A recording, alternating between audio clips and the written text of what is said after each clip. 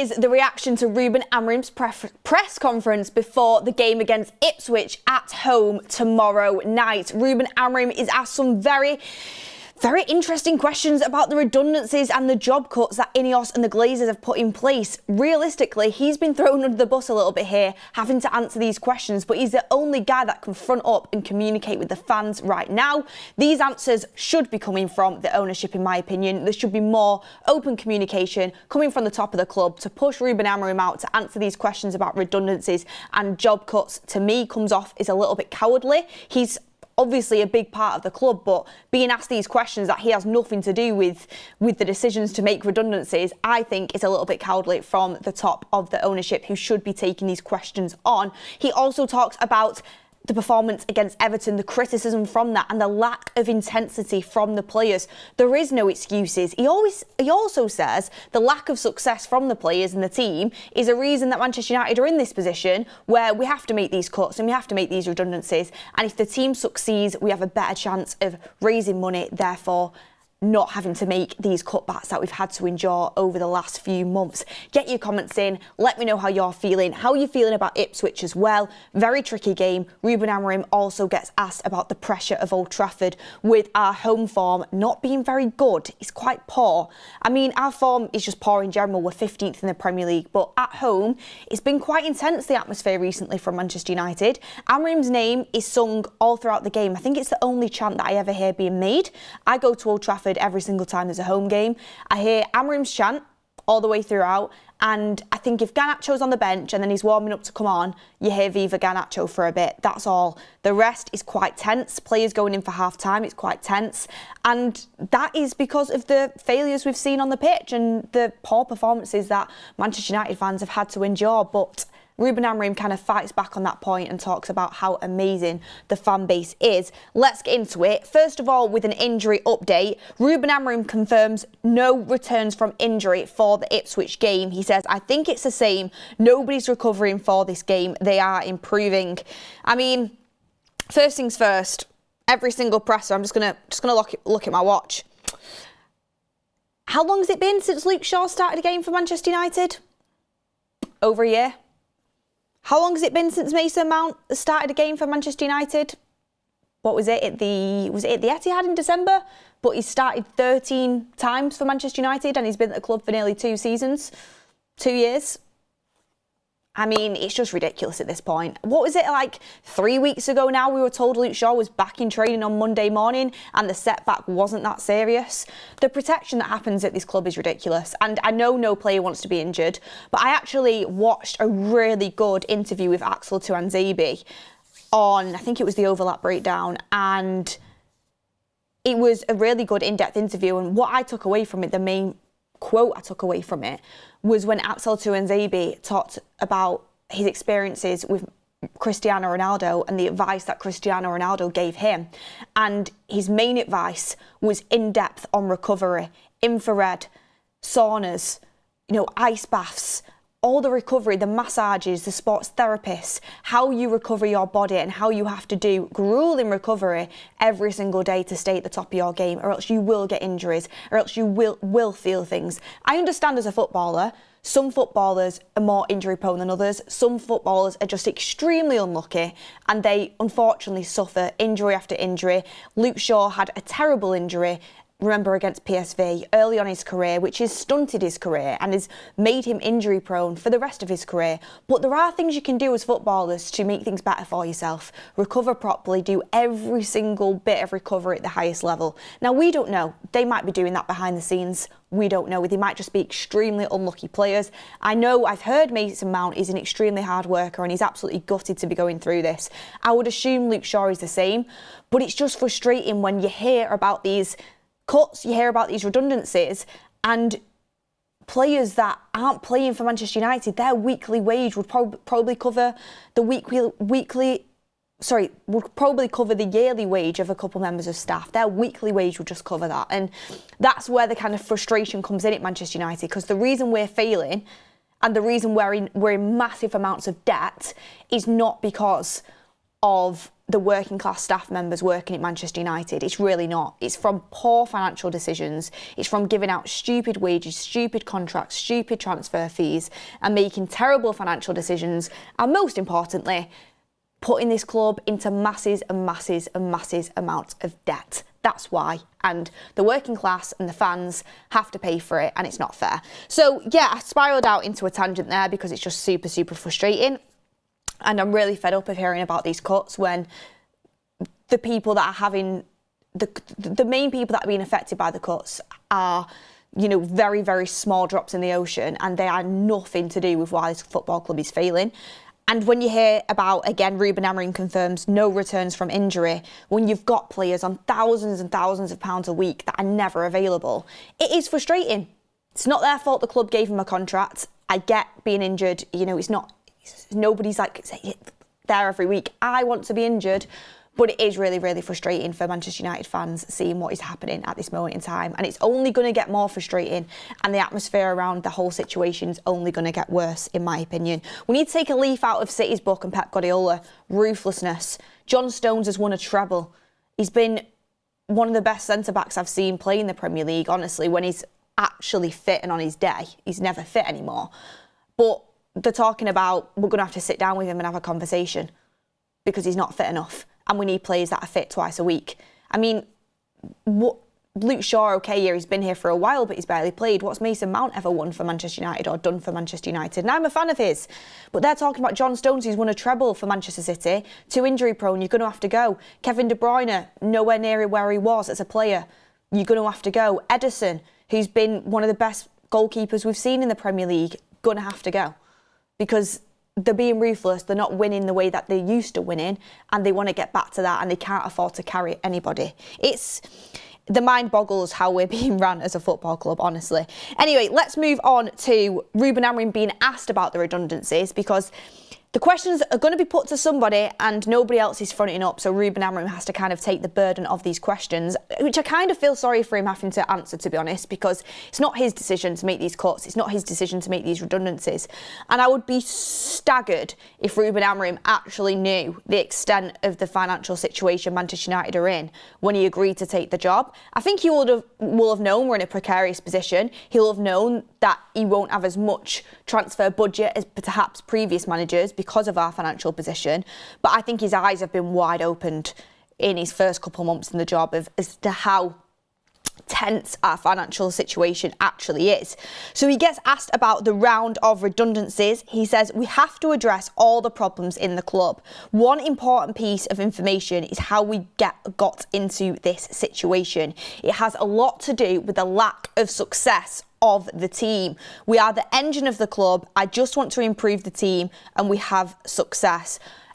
Kind of sidesteps the question a little bit. Obviously not talking about the ownership. He's not going to. They employ him and it would cause so many headlines. It would be crazy. He's putting the blame there really on the team. Not the team he's got, but just the failure of the team over years and years and years. Years of failure, basically. And you can interchange the players because the players we have now are not the same players we had, 6 years ago, 7 years ago. We've been a failure on the pitch, off the pitch actually, but on the pitch as well for years now. And okay, we are at our lowest point. We are at our lowest point. I remember when we used to come on here and criticise Ole Gunnar Solskjaer when he came second with Manchester United. You know, we used to criticise, I mean, if we got 5th or 6th in the Premier League, it'd be like, oh my gosh. Like, we couldn't wrap our heads around it. Genuinely. We're sat in 15th. How the mighty have fallen. We went from the standards, like, even being second and quite a distant amount of points away from City. There was criticism after criticism. And now we're sat in 15th. This is what we've got to. Imagine being in second now. Everyone would be absolutely lapping it up. So the standards have fallen and the failure has progressively got worse on the footballing side of things at this football club. But so has the stuff off the pitch as well, because we've just spiralled into more and more debt and our financial situation is kind of reaching the cup that is full right now. Hence the redundancies and hence, you know, the cutbacks that Ineos are trying to make. Whether they're going to actually make a difference, I don't know, because we are making drops in the ocean compared to the amount of money that we have cost ourselves. And we can get into the financial situation on other shows, but we know the situation. We are kind of getting told one thing about we have to make these cuts, we have to make these redundancies because our financial situation is so tight and we can't afford to keep losing money. How much money did you waste on sacking Dan Ashworth and getting him in? How much money did you waste on giving Erik ten Hag a new contract and then sacking him? How much money was spent on when Sergio Matcherly and Ineos took over Manchester United? Where did the money go to that you gave the Glazers to take 25% of the club? How much debt did the Glazers saddle onto this football club? But apparently, cutting 200 staff members is going to change everything. So I get it, you have to trim the fat, you've got to start somewhere, but everything should be taken into consideration. Ruben Amorim's way of answering that question is to say, we have to be more successful as a team. He's right. We do have to be more successful as a team. The more successful you are, the more money that you earn, the more revenue that you earn. I mean, I was just looking, and I would assume this is accurate because it's coming from Simon Stone, who is a fantastic journalist. And Manchester United are currently facing the possibility of a £20 million reduction in Premier League prize money this season after dropping to 15th place from last season's 8th place finish. I mean, 8th place last season was unthinkable. We're now in 15th. It's crazy. Which many inside the club said was unacceptable. Each place in the table is worth approximately $3 million as part of the domestic and overseas TV distribution. So success does affect money. It affects revenue. It affects why we're in this position. He's right. We need to start winning. His job as a manager is not to work out the finances. It's not to evenly distribute the finances that are laid out within the club. It's not to work on the commercial side of things. It's to make sure the team is winning and it is best possible performances levels week in, week out. That's his job. That's how he's going to answer the question. It's a hard question to face as Manchester United manager, and I completely accept that as the answer. And I do think from his end, where he needs to focus on, the job he's got to do, it's absolutely right. The team does have to be more successful, and we have cost ourselves a lot of money through years of failure on that side of things, as well as other side of things as well. He also says on the redundancies, it's always hard for everybody. They see their friends, their teammates losing their job. Again, we have to focus on what we can do to help the situation in the club at this moment, and we as a club have to understand what we did wrong to get into this situation. We know what we did wrong. We allowed the Glazers to saddle the club with millions upon hundreds of millions worth of debt. I mean, that's going way back. I won't go into it again. But we've made terrible financial decisions in the transfer market, and we are trying to resolve that. If you actually look back over the transfers that Ineos have made in their small time at the club so far, we are trying to resolve the mass amounts of money that we have just flushed down the toilet in the transfer window. We have started to do that. Look at the prices that we've paid for certain players. Look at the wages that they're coming in on. Look at the players that we're trying to ease out of the club and the wages that they're on. The Rashford, the Sancho. We are trying to get rid of players that are on extremely high wages, and we are trying to wean out the players that are taking up a lot of the wage bill. And when we are bringing players in, we're not giving them extortionate wages now. We're not paying massive transfer fees. So it's starting. Rome wasn't built in a day, but again, I don't see how we are eventually going to get back to the complete top under this slow burn progress that we're trying to make year on year. It's hundreds of millions worth of debt that we're in. It's a lot to try and claw back. And I know you can be in some debt, but we are financially really, really struggling. And I struggle to think how these cuts are going to eventually bring us to the top of club football, which is where we want to be in a sustainable amount of time, to be honest with you. But let's see how things go. Amorim also talks about the solutions at Manchester United. He says, we have to think of solutions in this moment. It's hard enough to win games. We know this year was really hard for everybody, and we did a lot of changes as a club. When you are doing the changes, if you have a football team that is doing well and winning games in a certain way, it is easier for the fans to feel the changes.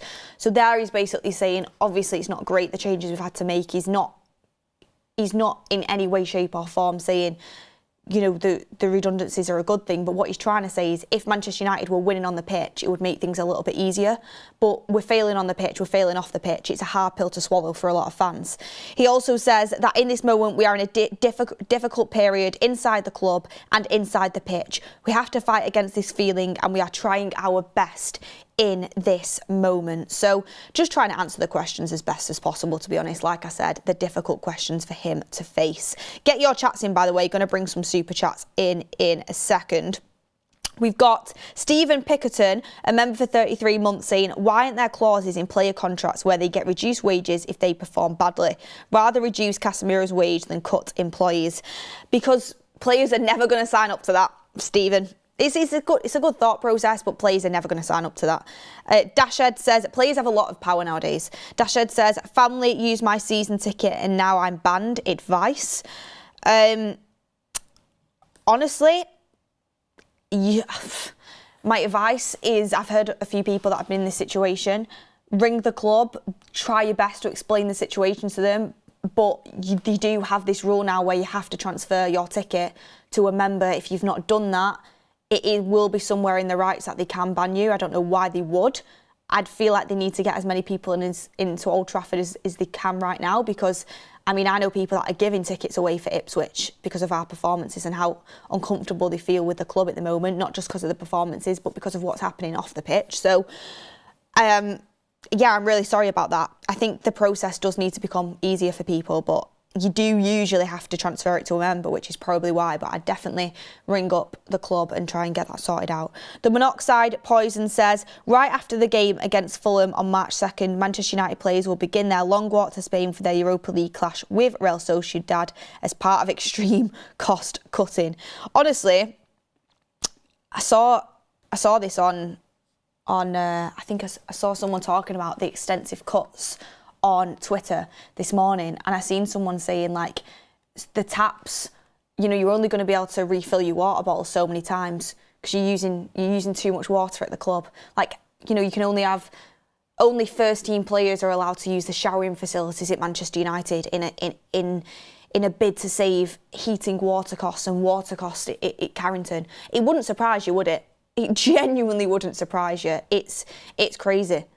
It is genuinely crazy. Manchester United are now putting together a walk to work scheme because, 2 car parks is costing too much money, so we're only going to have one. Like, honestly, where this is going to end up going to, who knows? But I've seen so much. Someone said, I think someone said on Twitter before, I won't be surprised if people have to start bringing their own, toilet paper into work in case they need to go to the toilet because they don't want to shelve out on toilet paper. It could get to that extreme, honestly. Obviously, we're just like having a bit of a laugh there. But I would have also taken it as satire and having a laugh.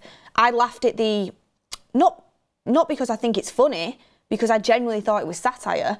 I had a laugh at the soup and sandwiches report when it first came out. I thought it was satire. I didn't think it was real. And I've seen a lot of people saying, oh, so what? People are going to have to start bringing their own lunches now to work. I get it. Most businesses, you have to fund your own lunches and bring your own lunches. I get that. But just the way it was kind of written, and we're Manchester United. We're the biggest club in England, one of the biggest clubs in the world. And only first team players are getting meals provided. Even the analysts, the scouts and the coaches are all now reduced to either soup and sandwiches, fruit, or, bring your own lunch in. I get it, it's not the end of the world. People can make their own lunch, they can bring their own lunch. But in my opinion, you look at what other clubs are doing across the Premier League. Like, look at the way City are ran. Even Leicester and their training facilities, Tottenham Hotspur. Like, look at the clubs across the Premier League. They don't have a soup and sandwich scheme. Like, it's embarrassing from a Manchester United perspective, in my opinion. DV says, what about the rumours in USA that Poch will leave the USA national coach role in the summer for United since Amorim and Ineos have fallen off favours with each other? I would put that into the absolute not going to happen. Why would he go before the World Cup, for starters? And second of all, I don't believe that Ineos and Amorim have fallen out. It might end up happening. They fell out with Dan Ashworth and he was fired pretty quickly, wasn't he? So it could happen. It's happened before. They chased Dan Ashworth for a long time. They fell out and they fired him pretty quickly. So it could happen, but I don't think that will happen. They need Amorim to work. We don't have any money left, and to fire another manager so quickly and hire another one and put money down the drain again, the fan base would be in uproar, I think. Ruben Amorim also gets asked about the intensity of the Manchester United players and the criticism of the performance against Everton at Goodison Park. On the pressing related issues at Goodison Park, Amorim says it's hard when we see the game, and I know, you guys know, even the players know we had a lack of intensity. We improved, not a lot, in the second half. It changed the energy a little bit. I understand all of the critics. If you watch the game, you have to accept it and try to change it. That's a very damning comment from Ruben Amorim. I know, you know, the players know we lacked intensity. That is an admittance of we weren't playing with the right intensity levels of Manchester United from minute one. We were not as intense as we should be from the first whistle. That should never be acceptable at Manchester United. And also, why? Why were we not? We had a full week in training. We had a full week where we didn't have a game. Why were we not as intense as Everton from minute one? We're 15th in the Premier League. You know, pride is massively damaged. The fans need something to hold on to. Why are we not intense from minute one? Why are we not? Why are the players not at the right intensity levels from minute one? Because there's no excuses for it. There's absolutely no excuses for it. And for Ruben Amorim to come out and actually say, I know it, the players know it, you know it. You know, we didn't have the intensity. In the second half, we improved. But, you know, the energy did change. And I understand the critics. We have to accept the critics because the critics are right. It isn't acceptable. And he's publicly saying it to everyone, you know, that intensity level isn't acceptable. I'm just hoping we get a reaction out of the players tomorrow against Ipswich. Because if Ipswich turn up, which, you know, they're in a relegation battle, they will turn up. Kieran McKenna as well, you know, ties with Manchester United in the past. And the Manchester United players turn up with the same intensity levels that they started off with at Goodison Park, we're in trouble. They will get a result. We are very easy to beat right now. They did a number on Spurs earlier on in the season. They can do a number on us. You know, we drew with them. We drew with them in Ruben Amorim's first game. And they were probably the better team. And that was when we had a new manager bounce. Do you know what I mean? Like, it's not an easy game going into Ipswich just because they're lower down in the table than us. They're only a little bit lower down than us. You know, I think they are, what are they, 20th, 19th? Are they 18th in the table right now, I think, Ipswich? But they have players there that can cause us damage. We got lucky. We got lucky against Everton. We did.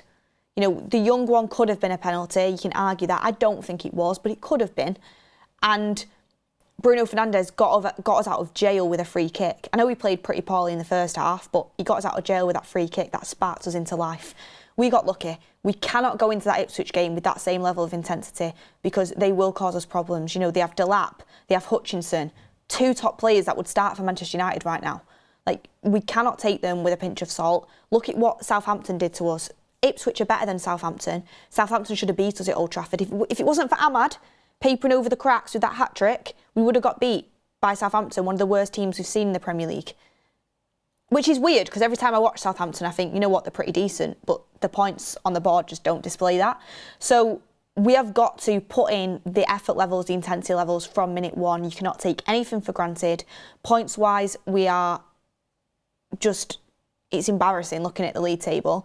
We're not going to get relegated, but still, put some pride together. Go out there, beat Ipswich. You can't lose to Ipswich at home, and it's so, so important that we put in the right intensity from minute one from that first whistle. And there should never be any other excuses for Manchester United. And you've seen it, like you see it when Roy Keane, Gary Neville, you know, Paul Scholes, Rio Ferdinand, when they do the commentary on the TV broadcasters, you can see they're a little bit embarrassed because they know, playing for a top Manchester United side, the absolute bare minimum is intensity and effort levels from minute one. And I did put out a tweet about this. It's not as if I think the players are purposely not trying. Like, it's not that I think that. But I just don't think some of them have a strong enough mentality to fight for this football club. There's some that do. There's some that do that aren't very good, that at least give the fight and give the battle. But not everyone has that fight in them, has that dog in them. And we need to keep hold of the players that do. I think we're missing Lisandro Martinez for that as well. But yeah, we have to put that intensity in. And again, I just want to read this back and talking about the intensity we need to put into Ipswich. Ruben Amorim, this was a quote after the Everton performance. I told the players at half-time, no matter the result, we are going to do what we did during the week, but with more energy. And I think you saw that. It wasn't different in the positions. It was different in the quality we played the game and the energy levels. And I said at the time, it's not as if I think they're not trying. I think they're stuck between two thought processes. To me, it feels as if the reason it's coming off as a lack of intensity, which it was, and poor body language is because I don't think they're 100% committed to the system, because I don't think they 100% believe in their own capabilities in the system. So you're in a situation, I remember when Jamie Carragher did the analysis of the Ipswich game, Casemiro started, and he was like, his position was midway where he needed to be. So he could have either chose to stay deep, which he probably would naturally decide to do because he's not got many legs and covering behind him. But Ruben Amorim's asking him to go and press and close down this player. And he's looking back at Ruben Amorim like, are you sure? Are you sure? So he's stuck in the middle, positionally. He should be there.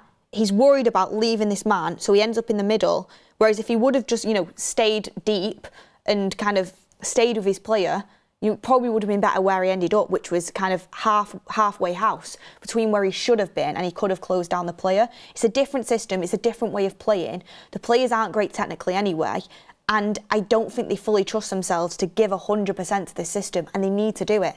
Ruben Amorim's not going to back down on it. So I think that's where the lack of intensity comes from. The players not completely understanding the roles that they have to do, or understanding it, but being worried on the pitch to make them risks, thinking it's going to cost them. But if you get worried and you don't actually take the risk anyway, you're going to be stuck in halfway house and you're going to get bypassed anyway. So they really need to commit to what Ruben Amorim's telling them and put 100% into it from minute one, is what I'm trying to say. I genuinely do believe that. Also, a lot of them just aren't good enough in general. But the better than what we've seen, I have to say, we've got international players, the better than 15th in the Premier League. Alex Marman says, what is the latest on Mazraoui available to play? Well, he said that no one was back from injury, so I assume Mazraoui's probably going to be out because he suffered injury to his knee, didn't he? And yeah, there are all the super chats in. Thank you everybody for watching. That was Ruben Amorim's presser reaction. Hit a like on the video if you've not already. Got very, very into it there, didn't I? Honestly, all of this cost cutting and news that we're hearing come out, it does get you down. I've been going to Old Trafford since I was a little girl. I love Manchester United. It's my life. And I know a lot of you guys disagree with what I say. Some of you agree with it. Some people like to get involved in the discourse. But honestly, like all of you / the majority of people that get involved in this community, we just want what's best for the club.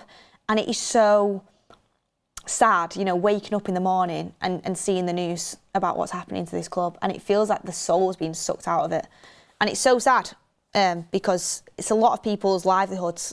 I don't work at Manchester United, so it's not as if my job is being affected by these cuts or anything like that, and I'm not being affected financially, or it's not. There's some people that are being affected where they have to put food on the table for their families, and they've got families to feed, and that's obviously a worse situation than what we're in. But it's just fans of the club that enjoy this football club, want to see us succeed, want to go and watch the games week in, week out, and watch good performances. It's to see the life and soul being sucked out of the club. It's really, really sad. And it's like you're in a situation as well where, do you know how often I want to buy like a top, or want to buy the new hoodie that Amorim was wearing because it's well nice, and I want to support Manchester United. I love Manchester United, but I don't feel like I can do that because I feel guilty. Like I shouldn't feel guilty about wearing the club that I support, but I do. I have a season ticket. I will feel guilty if I renew it because I feel like I'm feeding into what I don't want. Do you know what I mean? In terms of I'm feeding into an ownership which thinks the way that they're running the football club is okay if I'm giving that money. So it just puts you in such a difficult position. And obviously, world's smallest violin. I know it's not life or death, but it's sad because it's such a big part of a lot of people's lives. But thank you everyone for getting involved in the presser. There's only so much Amorim can do. How I'll round this off is got to back the manager. We can't keep cycling around the managers and having the managers take the blame in the headlines for a little while. We've got to back the manager. Hopefully he'll get a decent transfer window. Oh yeah, in the title, it nearly forgot. Osimhen apparently wants to come to Manchester United. It's coming from Turkish sources, very good Turkish sources usually apparently, that Victor Osimhen wants to join Manchester United. Why? I don't know. I've said it multiple times before, I would absolutely love Victor Osimhen at the club. I think he's the exact type of calibre of striker United are crying out for. I don't know how we convince him to join with no European football though. A player of his calibre, I don't know, because he'll have options. The wage, I think we'll be able to cover. He's on 200 grand a week. I think we'll be able to cover that within our wage structure. But what is the appetite to join this club right now? What is the appetite? That's what I struggle to get my head around. But he's met United, Trey, so maybe he's somehow pulled a few strings, who knows. But it is coming in that Victor Osimhen apparently does want to join Manchester United. So if Manchester United managed to get that deal over the line, honestly, hats off, because I don't see how we could sell our project in our current state to a player of that calibre, but let's see. Also, where's the money coming from? Where's the money coming from as well? We're obviously going to sign players, but it's just, I struggle to see how that Osimhen one gets over the line, to be honest with you. But I hope, hand on heart, that it does, because Ruben Amorim needs that sort of striker. Get Ruben Amorim some players in, back him. You know, look at the one player he's got in Patrick Dorgu, how good he looks compared to the rest of the squad. He looks like a level above. Allow him to get some players in, give him a pre-season. Don't take the focus off the ownership by putting it onto the manager. Keep it on the ownership, and yeah, hopefully things will start to improve. The only way we can look is forward. We can't keep looking backwards. We've got to look forward. We've got to hope there's better times ahead for this football club. Last but not least, I'll leave you with this. We have got sign-ups. Click the link in the description. Sign-ups for the player ratings to vote on your player ratings at the end of Manchester United's games. Actually, you can do it from, what minute can they do it from, Ryan? They can do it from, you can do it. You can rate your players on the player rating systems from 75 minutes into the game. Go ahead and sign up to that. You should have confirmation emails if you didn't receive them initially when we did the sign up before Everton. And if you've not even signed up yet, make sure you go and sign up. The confirmation emails are working now. So you should be able to create your account. Manchester United fans, it means you're having your say, getting your player ratings in. They're very fairly done. You can compare them with goal bridges on the final score. Make sure you go and sign up via the link in the description. Thank you everyone for watching. Hit a like on the video. Stay tuned for my road trip that I'm about to go and film tomorrow, just before the game. I'm going to be talking about my starting 11 that I would do. A little look ahead. It will be out at 2 p.m. tomorrow. Stay tuned for that. Love starting doing some of the road trips, and make sure you go and have a look. I'll be heading across to Old Trafford to go and film that and have my thoughts on Ipswich, Delap, the team that Amorim should pick, substitutions. Let me know your thoughts. Few stats as well, and I will see you on the next one, everyone.